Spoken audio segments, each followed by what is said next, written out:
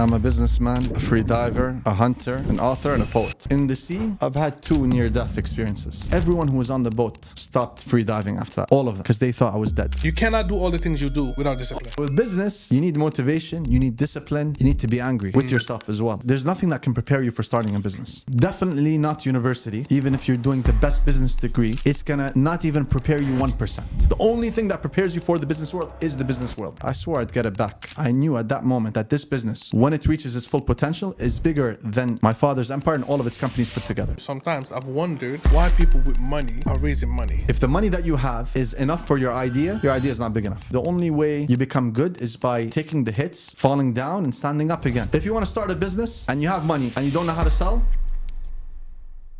Assalamu alaikum wa rahmatullahi wa barakatuh. Abu Abdullah here. Before we get into the podcast, I'd like to welcome you to the Medina Project, a podcast dedicated to empowering Muslims with financial independence, locational freedom, and a legacy of righteousness bi-idhnillah azza wa jal. We're here to help and inspire Muslims like you to break into tech, real estate, and entrepreneurship, to build businesses that serve the ummah. On this podcast, we highlight Muslim entrepreneurs and their businesses, share with you game-changing insights, and give you the tools to transform your life so you can better serve Allah and your community. If you're ready to take that step with us, all I ask of you is to subscribe to the Medina Project, share to spread the khair, and join us on this journey where we're building stronger Muslim communities, one project at a time. Zarir, assalamu alaikum wa rahmatullah. wa alaikum assalam wa rahmatullahi wa barakatuh. Marhaba. Ya marhaba. Barakallah feek. So I'm going to just dive right into what I got prepared for you. Yalla, dive is the right word. Yeah, I didn't even intend that, but yeah, that's the right one. So for those who don't know you, who is Zary and what is your story? I'm a businessman, a free diver, a hunter, an author, and a poet. That's who I am. I might ask for some poetry at some point because I done heard it before. So, brother, whenever you like, let me know. I'm ready. Got you. We might close with that at the end, huh? Khalas. I think that would be a heavy hit. It will be, I'm sure. Barakallah fiqh. So, you've had quite a journey, right? Moving from corporate career at EY to now having your own startup. Absolutely. Right. So, what made you take that leap into entrepreneurship?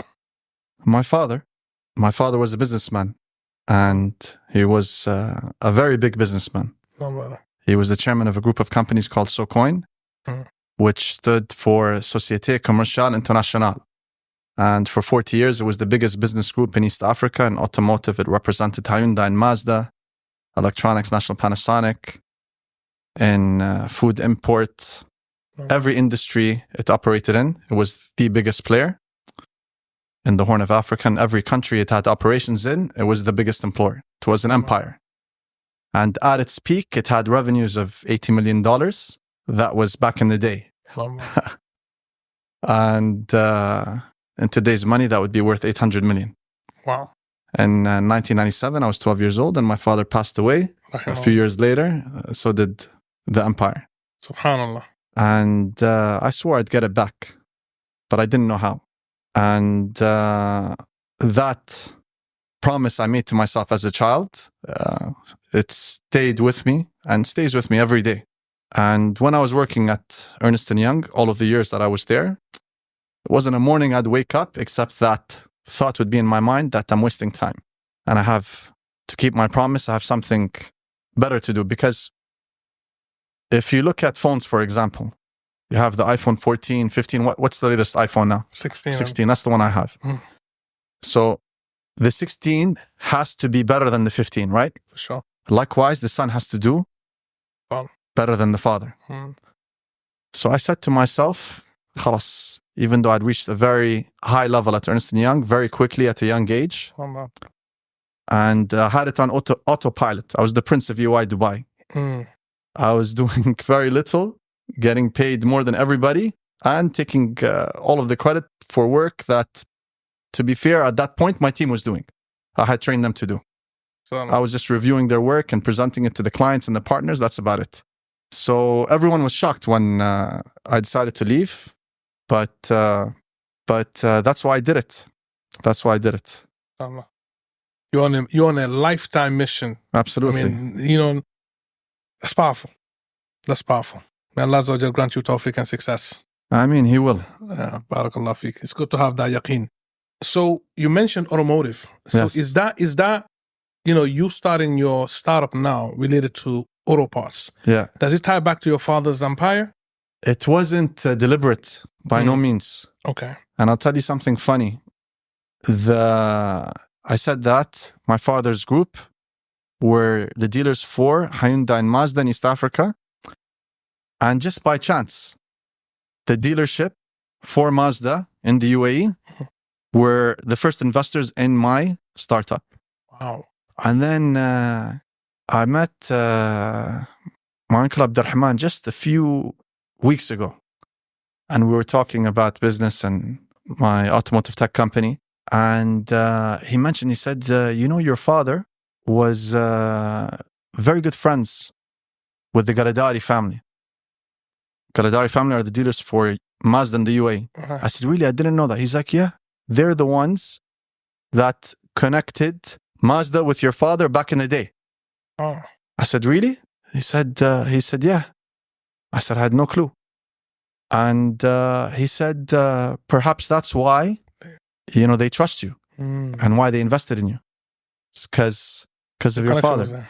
I don't know if that's true or not, but it could be. And subhanAllah, I'd like to think that it is. My father's legacy is still playing a role and assisting me, even after many years, 20 years since he's been, more than 20 years, almost 30 years he's been... passed away. He passed away, yes. So it wasn't deliberate for me to get into automotive because my father was in automotive. And the automotive business of my father was just one piece of his huge business empire. Right. Right. That wasn't his focus necessarily, the primary Absolutely. focus. But I'll tell you something. When I was inspired for the idea of the business that I run and I lead today, I knew at that moment that this business, when it reaches its full potential, is bigger than SoCoin, my father's empire, and all of its companies put together. And that's why I do what I do. You're going after a huge market. Absolutely. And so that leads me to ask. And the goal is not to go after, it's to capture it. To capture it. Yes, it's to be a monopoly for the supply of used car parts in the UAE first, in the region second, and finally to be the biggest supplier of used car parts in the world. So that leads me to ask, are you planning to just, and I think I asked you this before, but are you planning at any point to actually do any manufacturing or like repurposing yourself, or you just want to be the marketplace that connects? We have big plans for the future, and technology will play a very important part in our strength down the line, the strength of our offering and what we do. But at our core, it will always be, as you just outlined, we will be a tech-led aggregator for used car parts. That's it. We're not going to be necessarily repurposing parts. No, we're going to be connecting buyers of used car parts, business buyers, with thousands of used car parts suppliers. So that's the core of our business model. Okay, that's awesome. If you could give an analogy of what that looks like, right, with any modern day business, in any other industry, what could you compare that to? Talabat. Makes sense. Restaurants. Absolutely. Right. Absolutely. Talabat. Amazing. Yeah, except Talabat is B2C, we're B2B. Amazing. So we connect thousands of garages with thousands of used car part suppliers. Amazing. And in the process, make the sourcing of used car parts, which is generally a very painful and difficult process, very easy. Right. I mean, here I know from experience here in the GCC, especially some countries like Saudi Arabia, getting auto parts is so difficult. Especially if they're used. Right. Yeah, because that's what we do. Exactly. It's very important. We're a B2B, not B2C. We're used car parts, not new. So used car parts is where all of the problems in auto part trade is. That's where you find them. Right. And most people obviously are looking for used parts because that's what they can afford. It's not about people. It's not just people. If you look at the law of the UAE and the GCC, if a car is more than a year or 2 years old and it gets into a car accident, then that car will be repaired by law with genuine used parts and not new.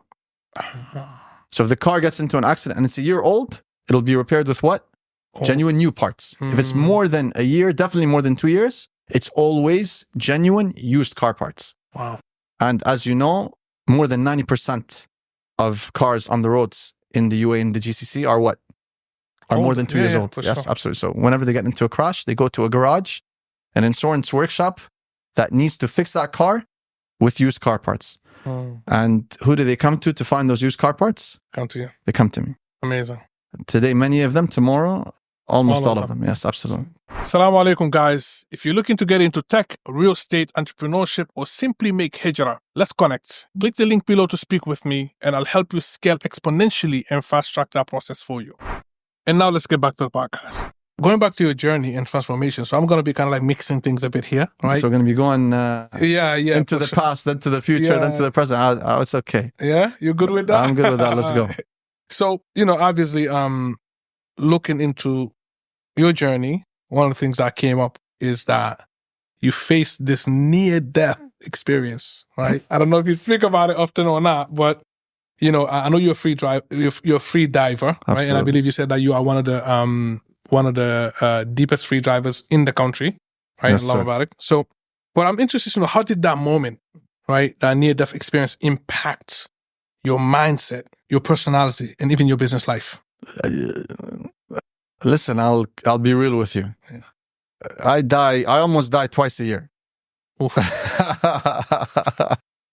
So that one had no... That was just in the media, that one got attention. Was that a marketing stunt? I'm joking. No, that was just in the media. That just because it was a very serious, not that the others weren't serious, but this time I needed a helicopter rescue, and I was in the middle of the sea, and it was a bit more dramatic as the previous ones.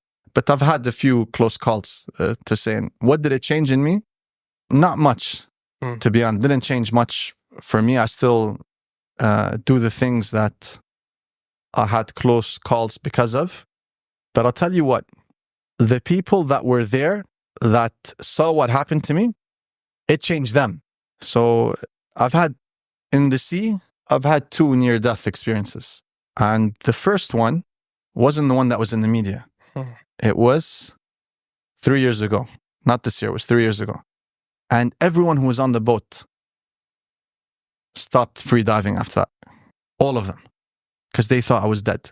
There's a WhatsApp group where I have all of the people who I've trained, hundreds of them. And some of the guys who were on the trip, they didn't know what to do. So they put in the WhatsApp group, Zarir died, he drowned. What do we do? And a few minutes later, I opened my eyes.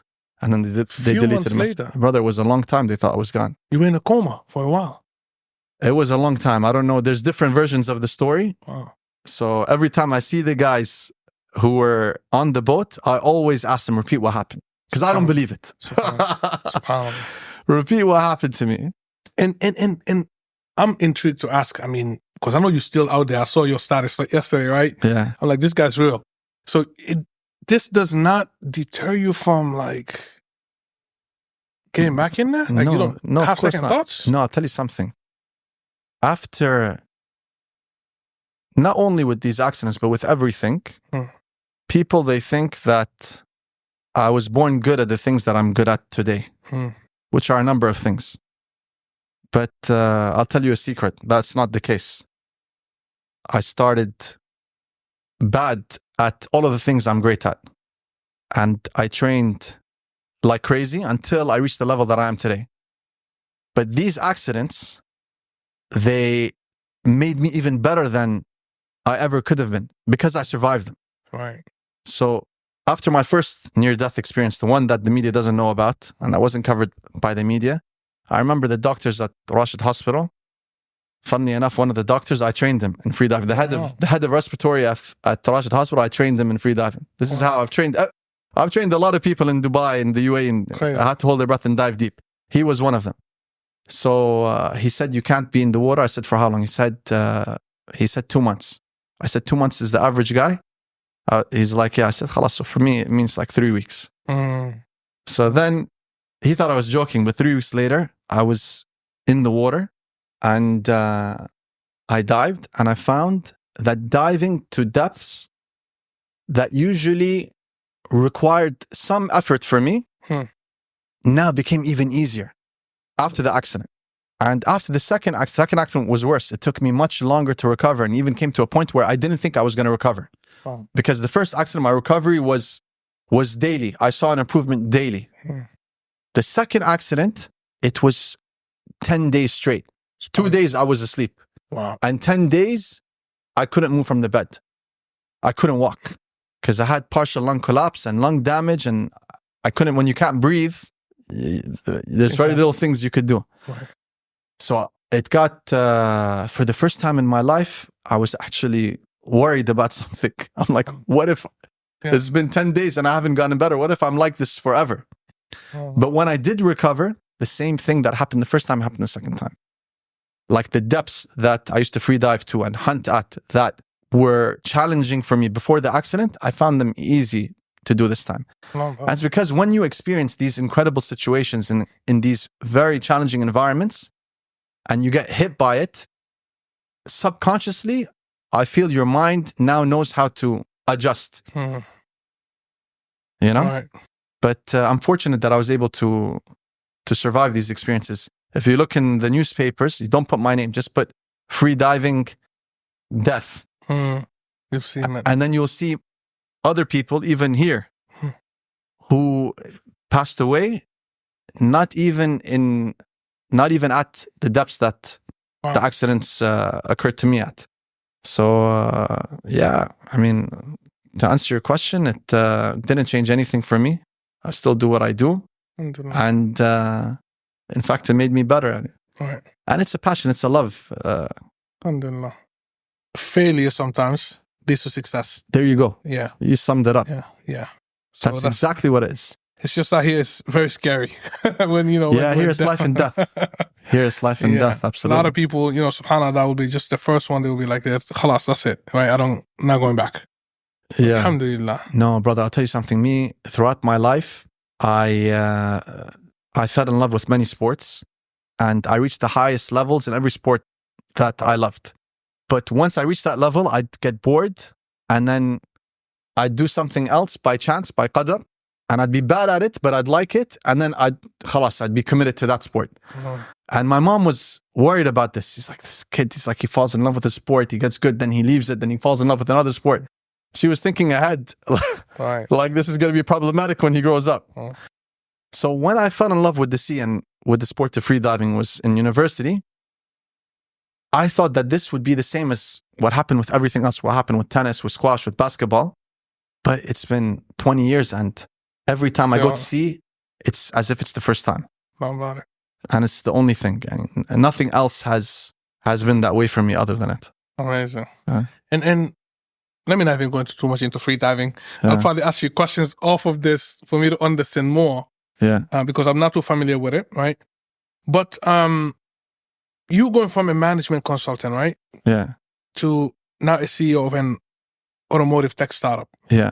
What would you say was the hardest lesson you had to learn as you transitioned into entrepreneurship? And I do know that now that you told me the story with your father, this was already, the fire was there. But still, we cannot skip challenges and tests and trials and all these things, right? Absolutely. So the challenge, there's nothing that can prepare you for starting a business. Definitely not university. Even if you're doing the best business degree in the best business school in the world, it's going to not even prepare you 1%. Agreed. For many reasons. And if you want to ask me my opinions on it, I'll share that later. But I didn't know that. And I thought, I went to the top business school in London. I graduated valedictorian. I'm now a management consultant, Ernst Young. I've been here for 7 years. I'm in a senior level. All of the big accounts, advisory accounts are my clients. How hard could it be? Maybe I thought it's going to be like Ernst Young is already tough to get in and tough working environment. So I said, maybe running a business will be like, 25% harder than this? Ignorance is bliss.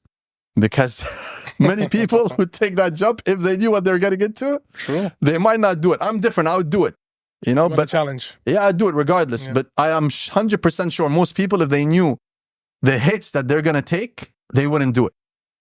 Like the transition was terribly challenging.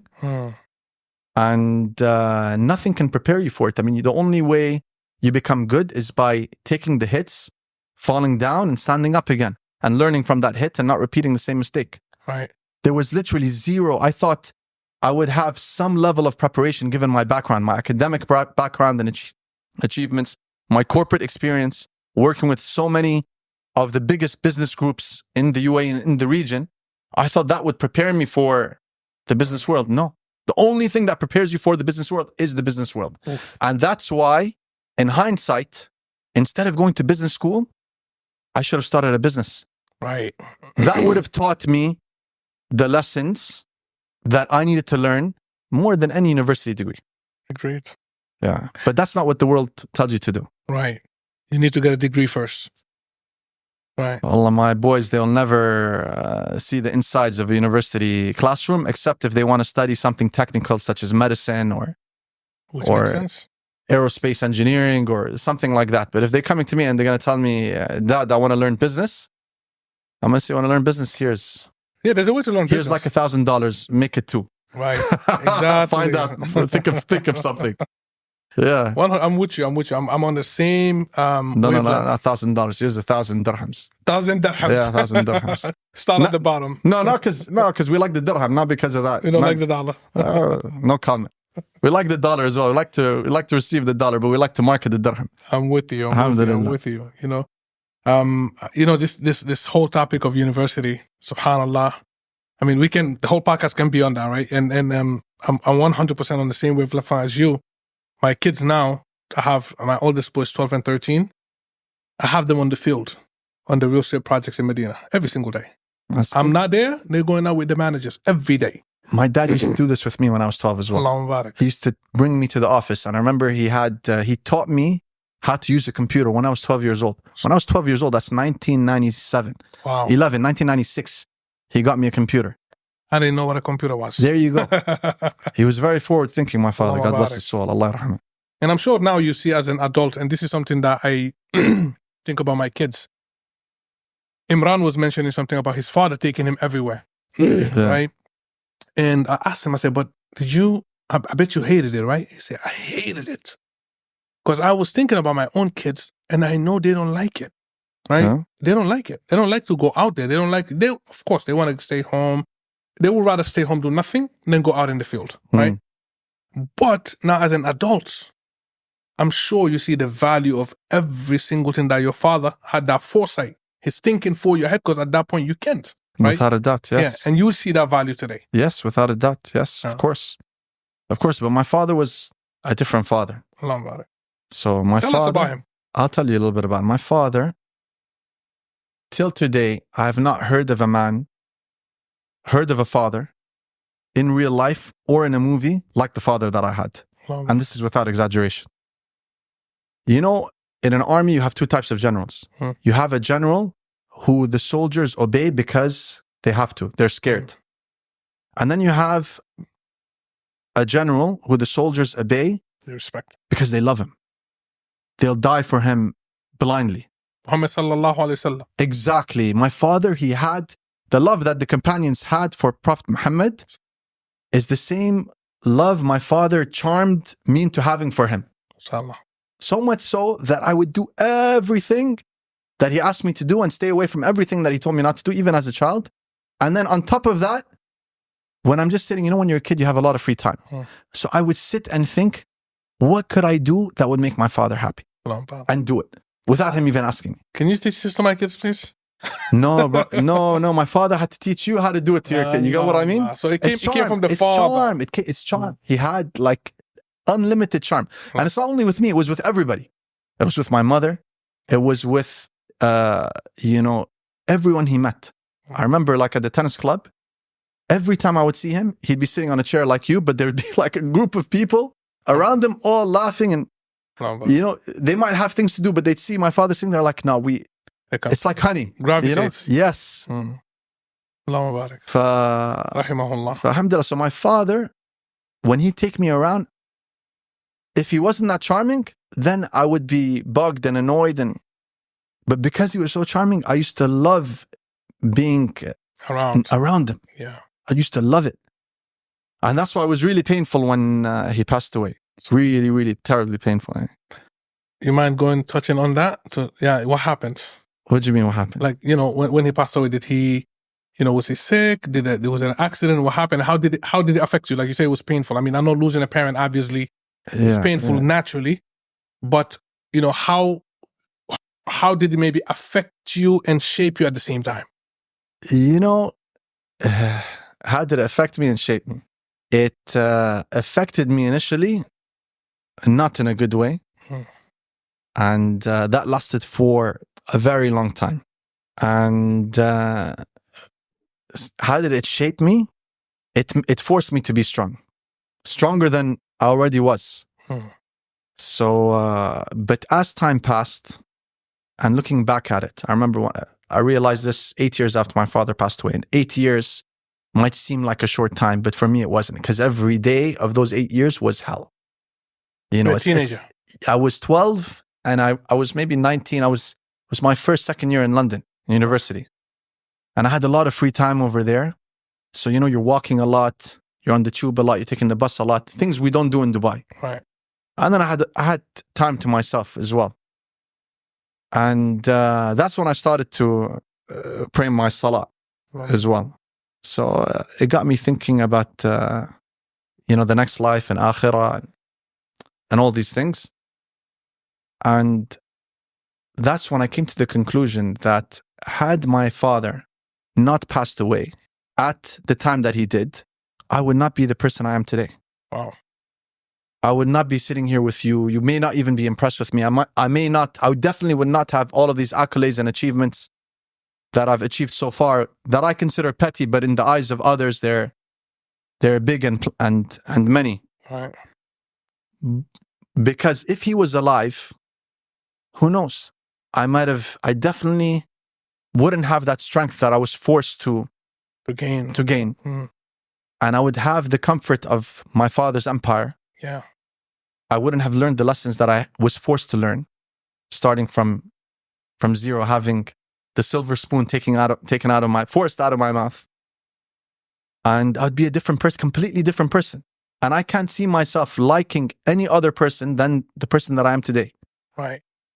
I mean, God forbid, I'd probably be like a lot of the other, many of the other children of wealthy families that didn't have to earn their own. Yeah. And we see how sometimes. Yeah. I knew that would definitely be me. That would definitely be me. At least you're honest with that, and you recognize that, because that also helps you. It helps shape who you are. Yeah. So God, it was definitely a blessing in disguise. Subhanallah. Definitely a blessing in disguise for me and for my father. That's tough. That's tough to, or maybe tough, not just tough to admit. Yeah. Was like, because it's tragedy, right? Death is tragedy, but it can either destroy us, which for most people sometimes that's what happens, especially at a young age, or it can mold us to make us the best version of ourselves, right? And I believe that you're on that path and on that journey. I'll tell you something. It's sufficient that what caused me to start praying in London was the thought of my father. It was just a thought that came into my head. I said, look at you. You've been holding this pain in your heart for 8 years.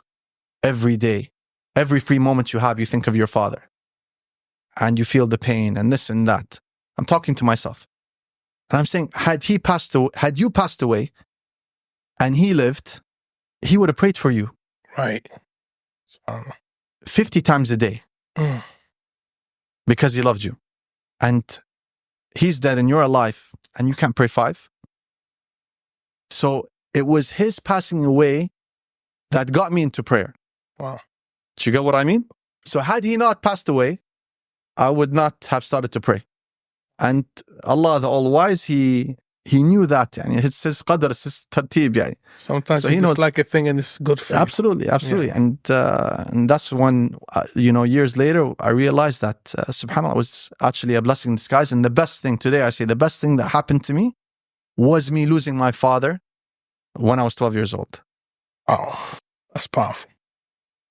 So, but, for someone who hasn't gone through that, it's very hard to relate, obviously, right? But it's powerful. Powerful. People, even adults, cry over losing a parent or a child their whole life, and they don't see the benefit. They don't see how that makes them better, right? Yeah, it's hard when you get hit by it. You know, the start of the calamity is never easy. Yeah. But as time passes, you know, there's a poem that I have that summarizes what I'm about to say. And I gave it to a partner at Ernst Young. His name is Michael Haspani, someone who is very dear to me. And when his father passed away. And basically it's 4 lines, and I wish I remembered them. I wish I remembered them, but I've forgotten them. One of the few poems that I've actually forgotten. But what it summarized the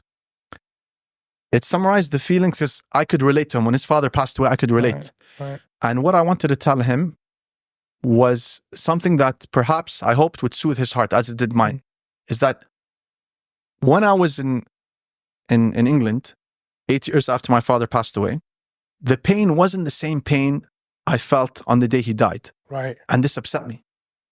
It felt like you were losing it. Yeah, I felt like, do I not love him today as much as you did before. As I did before? Right. Why does it not hurt as much? And I kept reflecting on this for a long time. And then Allah, He gave me the ilham. He inspired me with the answer. The answer isn't that I don't love him as much as I did when I was 12. The answer is that love is like a rubber band connecting 2 hearts. And when the people that love each other are close together, the rubber band is loose. Right. And when they're far apart, let's say in different countries, it stretches. You feel pain because it stretches. Absolutely. Right. And when the person you love dies, now that rubber band has been stretched to the utmost extreme. And that's why the pain is so incredible. Right. But as time passes, the pain reduces. Why? Because now you're getting closer to them. You're getting closer to them. So good. So 8 years has passed. Not that I don't love my father as much as I did. It's the same love. Right. But the pain has reduced because I'm close. Every day that comes is a day closer to me seeing him again. And that's why it hurts less. And I summarized this in a poem. I believe it was 4 or 6 lines, maybe 8 lines. Beautiful. All those words that I just mentioned in a short poem. And I gave it to Michael, and I hope he still has it. So hope it was soothing for him. I believe it was. I hope so. I hope so. Man, I want to diverge so bad, but I need to stay on script, man. Because I'm about, so hopefully there will be other parts where we can dive into some of these other things, right? Absolutely. Because I'm all yours, brother. I'm wondering, like, I'm sitting and wondering, I'm like, did that inspire you to go into poetry? Your father's passing, was that something that led you to that? It didn't inspire me to go into poetry. I was always good. My mother, she studied English literature at university. And I had some of the best English teachers throughout high school and university. And but what triggered my love for poetry was 2 things. One is deep emotions. So I have a line of a poem that I wrote once. It goes, when the emotions are strong, the words flow easily. That's the start of it. Makes sense. Hearing her voice was my heart's remedy. Then it continues. Save the poem till the end. But the point, what inspired me was 2 things. Is deep emotions. So whether it's when you have a big heart, you feel deep emotions. You feel love at the highest levels and pain at the highest levels.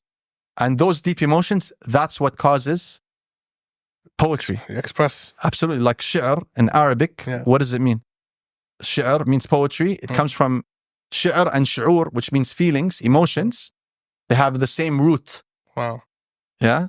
So a sha'ir, a poet, is someone who feels deeply. Right. Because when you feel deeply, the words flow easily, like I said. So what's the second thing? The second thing is Futtaq al-Jahiliyyah. Stuff. Another episode. الفتاك الجاهلية. But there's nothing wrong with that. Yeah. The Futtak and the Sa'alik, the bandits of pre-Islamic Arabia and even post-Islamic Arabia, their poetry and their stories inspired me. So I love history. Wow. But when I say history, I don't love events. Right. I love figures, historical figures. So when you read about the likes of Shanfara and Antara bin Shaddad and Kulayb, and the list goes on, these are all pre-Islamic warriors, warrior poets. Wow. So their stories fascinated me. And then when I heard their poetry, so that plus, the emotions plus the English literature and all of that, and my mom and my teachers, together it created the poet in me. Oh, Barak. Do you have any works published?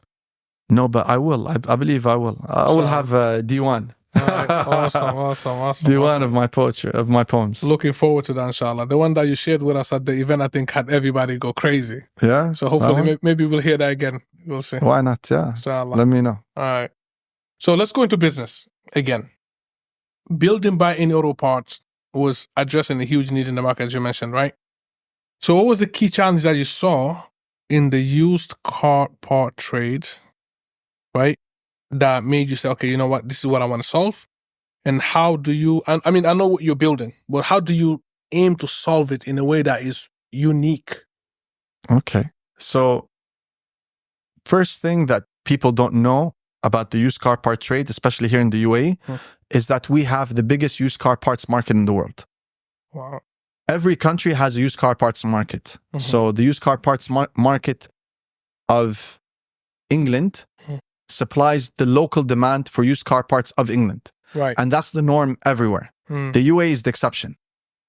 We supply in the UAE the local demand for used car parts of this country, as well as the demand for used car parts of the rest of the GCC, of Africa, of Central Asia, Russia, even some European countries find and buy their used car parts from here. So this is the first thing that most people don't know about the used car part trade, is that we are a global trade hub for used car parts.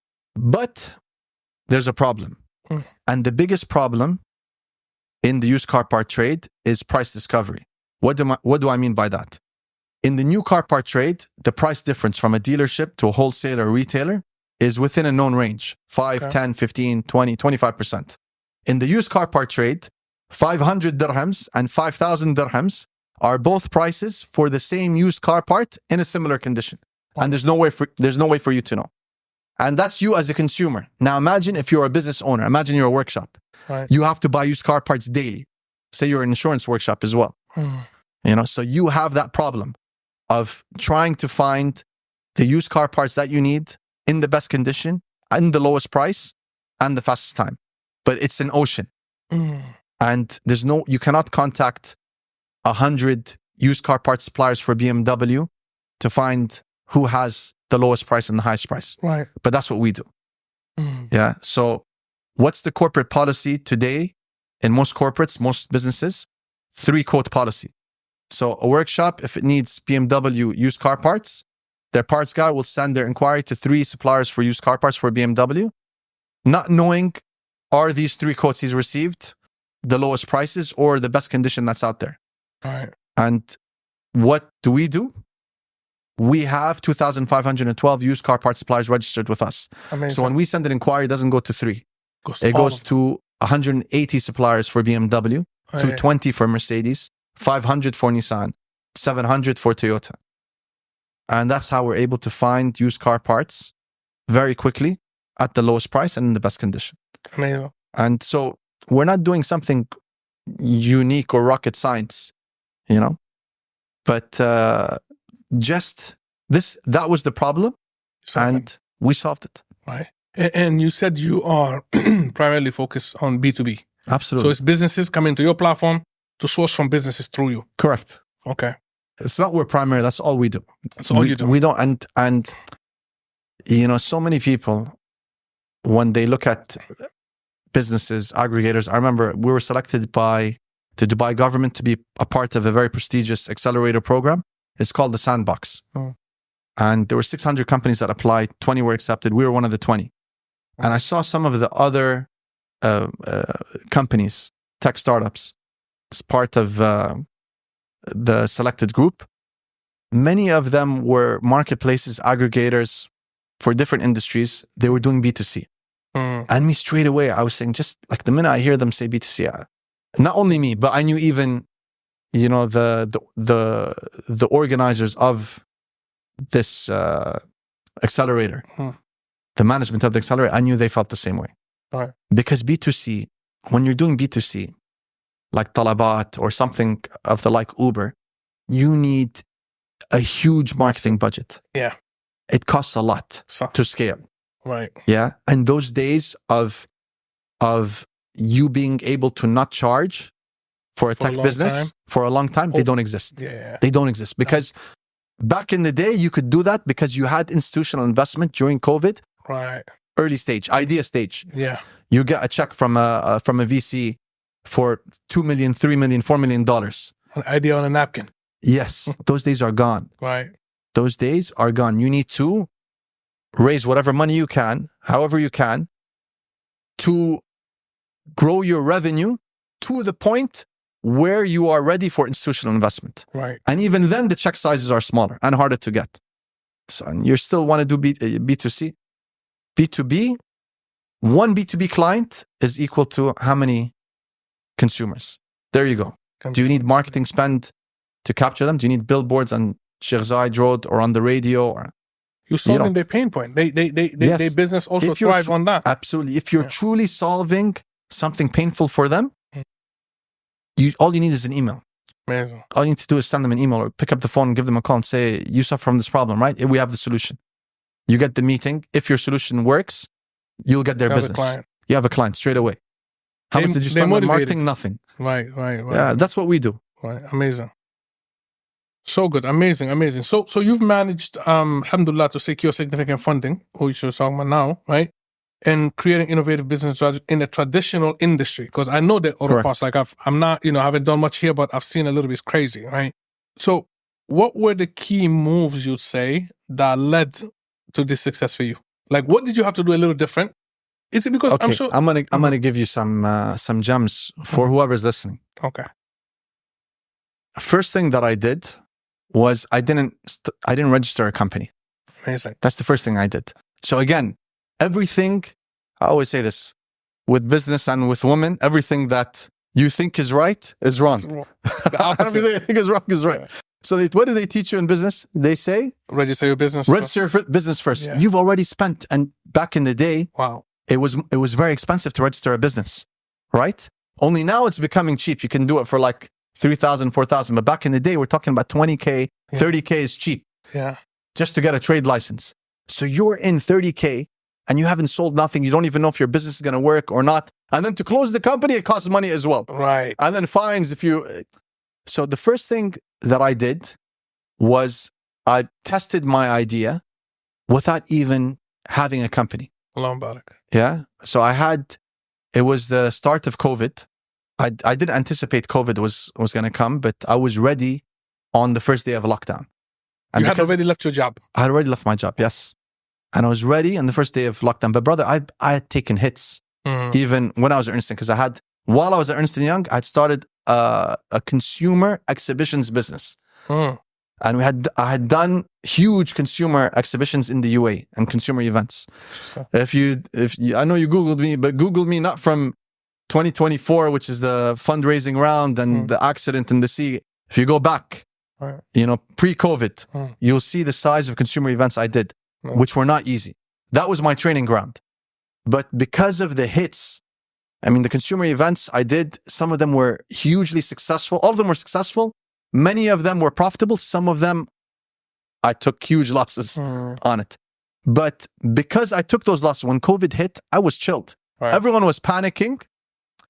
And this is it. When you take hits in life, very powerful hits, when you lose your father, when you lose a lot of money and, you stand back up. Then when COVID comes, you're chilling. But the people who haven't taken hits, they're in panic mode. Yeah.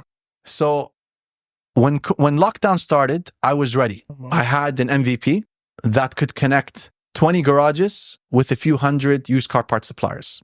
And I didn't have a trade license. So I went door to door to 20 garages in Al Quoz, and I told them, this is who I am, this is what I do, and this is what I can do for you. And why was it perfect timing for me? Because even though there was lockdown, workshops by law were one of the strategic businesses that were allowed to operate. And everything related to it, which means the industrial area, the used car parts market was allowed to be open because car parts garages need them. So I went to the garages. The parts guys were scared to go to hygienic places like shopping malls. So they didn't want to go to the industrial areas because they believed the whole, virus stuff. But I was cool with it. So I went to the garages. I told them, utilize this MVP, register with me, and in 1 month's time, you'll be able to send your inquiries to 200 used car parts suppliers. And it was paid from day one. I said, if they're gonna pay me, and I remember they're paying me like 300 dirhams a month. It's not bad. Do the math. 300 dirhams a month by times 20. And it's COVID. Nobody's doing nothing. Nobody's making no money. So I did that. I got my 20 garages, and then I went to the suppliers. I said, I got 20 garages, 20 mid-sized garages registered with me. And they're going to send, and you don't have these 20 garages. And they're ready to send you inquiries. All you need to do is register and you'll receive them. And I got those 200 on board. And on the day that I said I would start, I started. Did you charge both sides or just one side? No, just one side. Just one side. You can't do both. You can't do both from day one. Right. And that's how I started. And then I said, let me see what happens. So I started, and I used to see the inquiries come, and the suppliers were submitting prices, and then I'd get feedback from the customer. I wouldn't even need to ask for feedback. They would say, Zarir, well, this is incredible. Oh, wow. And after a few months of doing this, I knew that what I thought was a $1 billion idea really is. You had proof of concept. I did. Paying clients from day one, which is one of the biggest mistakes people make. Not only, you mentioned a couple of things. One, you register in a business paying tons of money when you have nothing. You have nothing. You have no money yet coming. You have no proven concept. And then secondly, one thing that people don't do, they don't charge from day one. So they may even be, let's say they get clients from day one. But it's not true clients because these people are not willing to pay you. The moment you say, give me your card or your cash, they say no. Absolutely. So you actually did it from day one. So proof of concept in reality. That's how you do it. That's how you do it. You never spend before you make. Amazing. You don't hear this, trust me. Huh? People are not teaching this. They should. They should. Because if you don't do it this way, you will suffer. Right. You will suffer. Absolutely. Wow. So discipline seems to be a big part of your approach, right? You cannot do all the things you do without discipline, right? And this is something you just touched on me and Sam a lot, right? It's not motivation. He was saying it's not motivation because motivation alone, it can go up and down. You can be motivated today, you're not motivated tomorrow, right? But this is actually discipline. People may sometimes mistake the two. So for you, how do you stay motivated? Because it's still there and disciplined, especially when dealing with high stakes of challenges, like these things that you're doing, because that's what it is. Just like going back to the sea to dive again. Yeah.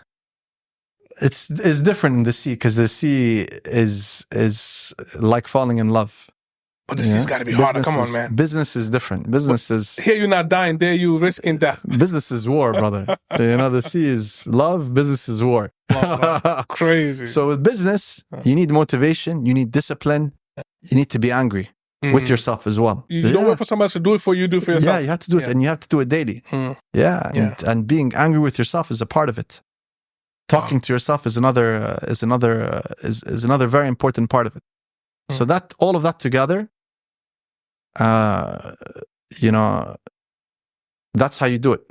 Right. That's how you move forward. That's how you're able to achieve things, short term, long term.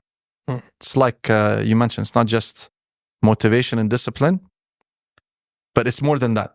There's a bigger why for me, and for you, especially what we mentioned in the beginning. Yeah, you have this goal that absolutely. That's every time. Every time, the most painful thing for me is to see a photo of my father or my grandfather You know, my grandfather from my mother's side and my father, obviously my father, is because when I see their photos, it really is like, I haven't done it yet. What's the connection with your grandfather, if I may ask? From my father's side, because I told him I would do what I was going to do. And he passed away. He didn't see it. Right. He didn't see me achieve what I said I would do. Do you get me? Right. And it kills me. So it's like I'm... your grandfather passed away after your father?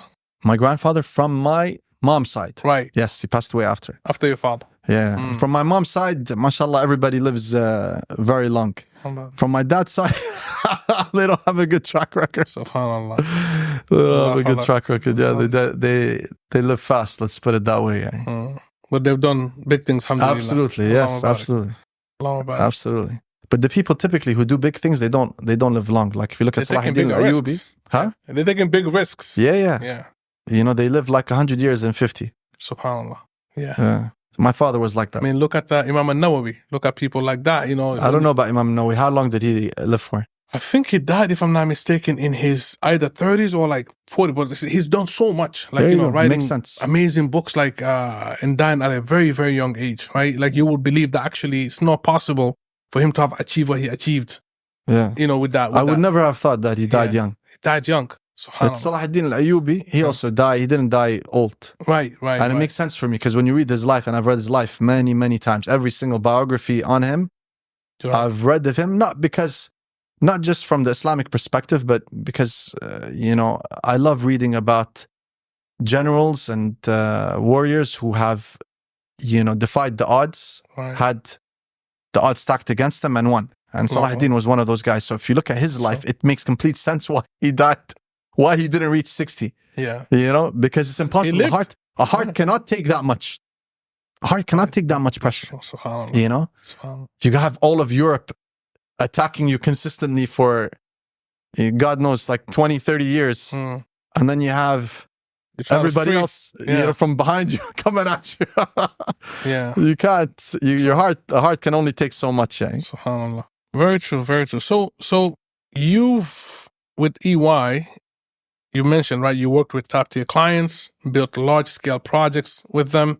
But for someone looking to break into the startup world, right, what would you say is one lesson that you wish you knew earlier? One lesson that I wish I knew earlier for someone that wants to enter the startup world. That's an easy one. A tech startup? Let's say any startup, because I think at the end of the day, you know, you're gonna building any business, right? You're gonna deal with the challenges. I'm gonna give you the gem. If you have money to start your business, you need to be a kick-ass salesman. Salesman. You need to be a kick-ass salesman. And if you don't have money to start your business, you need to be kick-ass at raising capital. Wow. If you want to start a business and you have money and you don't know how to sell, you're losing your money. Yeah, your money's gone. Yeah. And if you want to start a business, you're passionate about it, you have an idea that you know will work and might change the world, and you don't have the money, you don't know how to raise capital, you're not going to do anything. Nothing's going to happen. Sam was sitting here talking about the same thing. Yeah, he was? He was saying literally the same thing about raising money. Like there's so many great things you can actually do in business, especially we're talking about real estate. But if you don't come with some of these other skills, if you can just have the ability to raise money, there's so much you can do. Right? Absolutely. And same goes with, I think, almost any startup. They say that the best CEOs, or the number one job of a CEO, is to raise money. That's what it comes down to, right? Especially our startups. So I'll tell you why as well. You know, we gave the example of someone who has money and is starting his startup with his own money. Right. I'll tell you something about that and why I don't like it. Is because if the money that you have is enough for your idea is not big enough. Wow. If your resources are sufficient for your life project, it's not big enough. It's not big enough. Or you're Elon Musk, right? What do you mean? 400 billion. Yeah, but still, he wants to send people to space. That's true. Do you get what I mean? Yeah, that's true. It's I still mean, bigger. look, I don't have an opinion on the guy. Yeah. I'm not pro or against or this and that. My mind is focused on what I'm doing. I don't have time to have an opinion on other people. Right. But from the little that I know about him, he's applying what I just said. That's true. You get what I mean? That's true. He's still raising money for projects because he needs more. There you go. Makes sense. There that you go. makes sense. Yeah. His resources are not enough for his project. That's how big your project has to be. This just taught me a lesson because, to be honest with you, sometimes I've wondered why people with money are raising money. There you go. And now it makes sense. Yeah, there you go. Yeah. Interesting. So looking back, right, if you could talk to your younger self, I'm tying it to that last question. What would you say to guide him through the tough times that you had to go through, knowing what you know now? What would I say to my younger self to guide him through going through the tough times? Brother, my younger self was tough. I'm the guy I am today because of my younger self and how tough I was back then. But you still went through tough times. Yeah, I went through tough times. What did you need to hear at that time? The same things that I say to myself today. Okay. The same things that I say, the same things that I say to myself today. And what do? I'll tell you, Yani, when things get hot, I mean, it's less now. It's less now. You think that with time passes. No. It's because of how I was back then that now things are easy. I could be in the biggest calamity and you would not know it. Or you might know it and you'd look at me and you wouldn't see it. You'd be like, how is this guy looking like this? Is that would you say that's because of having sabr, having patience, or what is it? Why? ثقة النفس. And trust in God. Okay. Because you've already, it's not tawakkul. It's just as I said, trust in myself, trust in God. Because I've been here before and nothing happened. I've been in worse situations than what happened.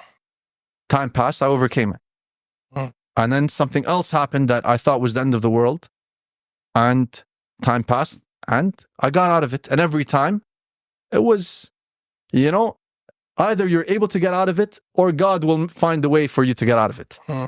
So once you see that trend, you stop stressing.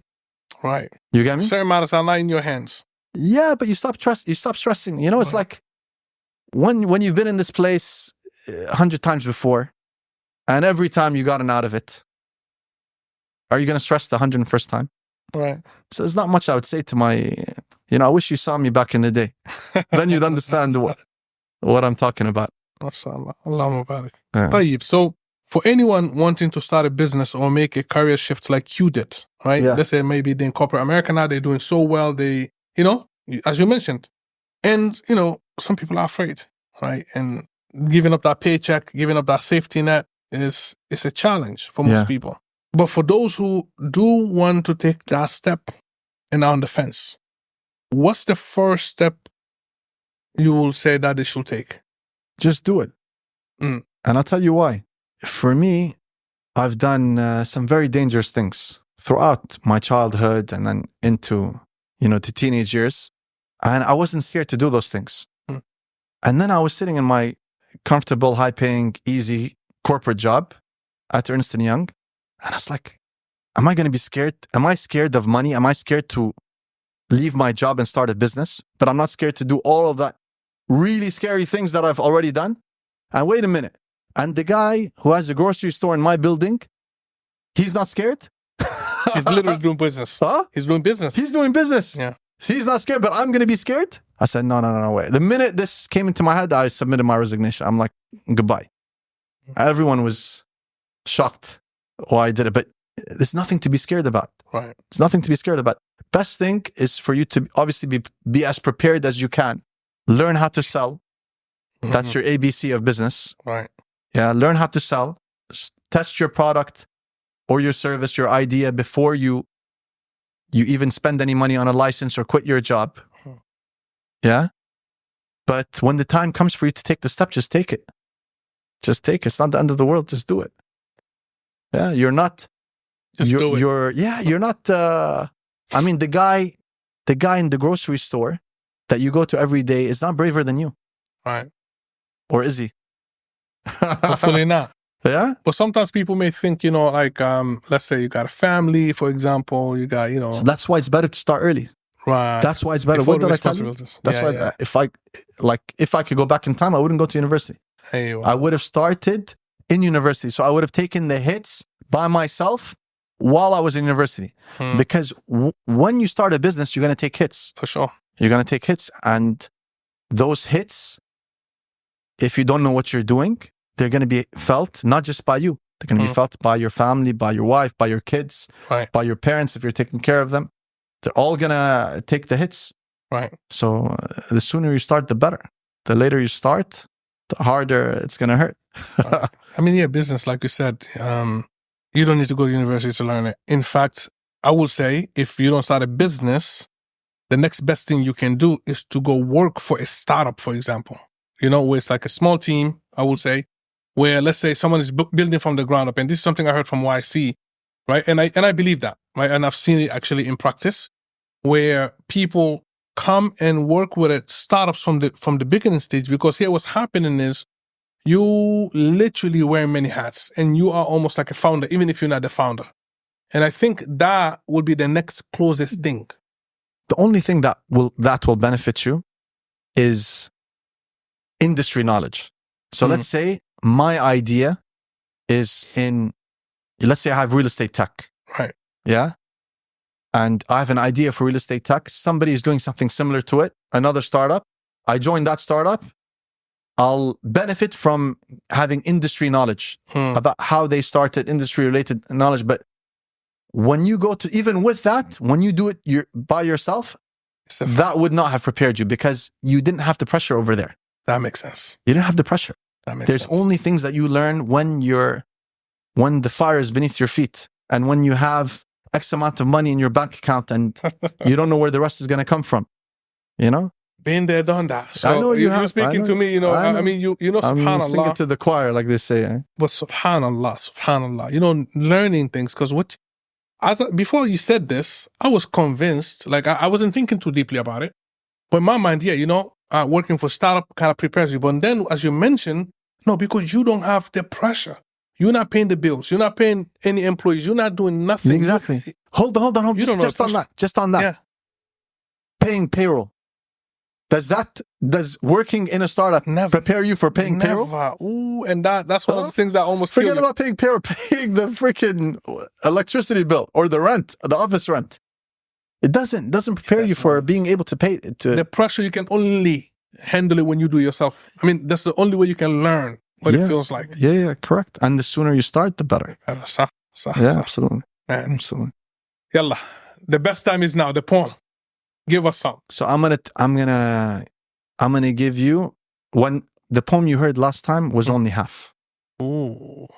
By the way, before you go to that, sorry. How can people connect with you and learn more about by any other parts? On LinkedIn, Zarir Saifuddin. Okay. On Instagram, Zarir Saifuddin. Zarir Saifuddin, Saifuddin. Okay, we'll connect that inshallah so that I can connect with you. Yeah, marhaba. Bismillah. So the first half is what you heard. Today you're going to hear all of it. All of it. And the poem was, to become the best, I must confess. Every day is different than the next. Some days are harder than all the rest. I don't know what time I'll go to sleep or if my mind will rest. But I know what must be done to become the best. But only if what the heart contains is powerful can it bring forth from one who's not a poet lines of power. If during the times when men's hearts were pure, if such a heart was rare, then how precious is such a heart today when men's hearts have gone farther, enduring hardships many times over. But no poison can enter this heart, no matter how hard the hardship I encounter. Oh, perfect for this episode. Absolutely. Perfect. May I ask what inspired this one? The challenging life of entrepreneur, of a businessman. The challenges, yes, absolutely. Wallah, perfect. Yeah, perfect. Don't let the hits change who you are. Don't let the poison enter your heart. I used to recite. I recite these poems to myself every morning. It's powerful, powerful. They're for me before they're for anybody else. But if they can help somebody else get through their day, and overcome their obstacles, then alhamdulillah.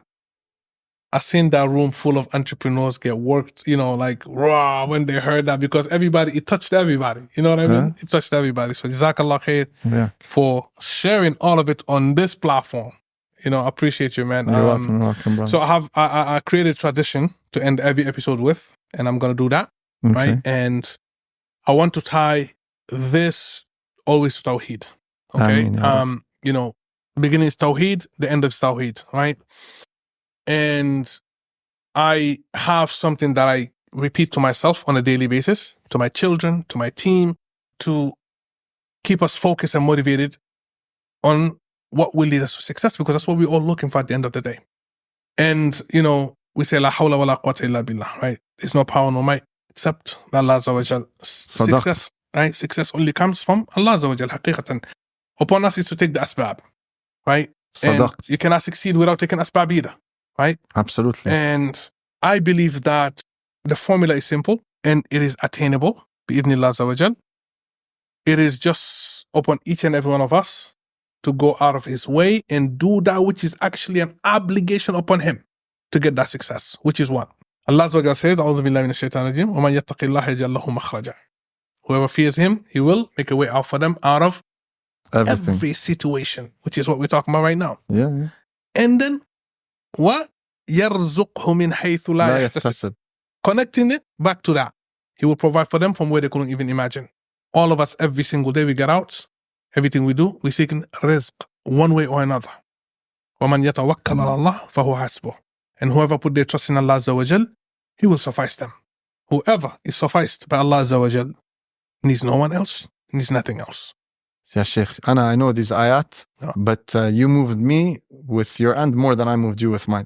Barakallah fi Clara. This motivates me to mention this, because this is what I try to, remind myself every single day. If I truly want success, haqiqatan, then this having, taqwa of Allah Azza wa Jal, it's not an option. It's not for the success. It's because I'm obligated. وَمَا خَلَقْتُ الْجِنَّ وَالْإِنسَ إِلَّا لِيَعْبُدُونَ. We're not created except to worship Allah Azza wa Jal. So by doing that which I'm obligated to do, actually I get that which I'm looking for. If that makes sense, right?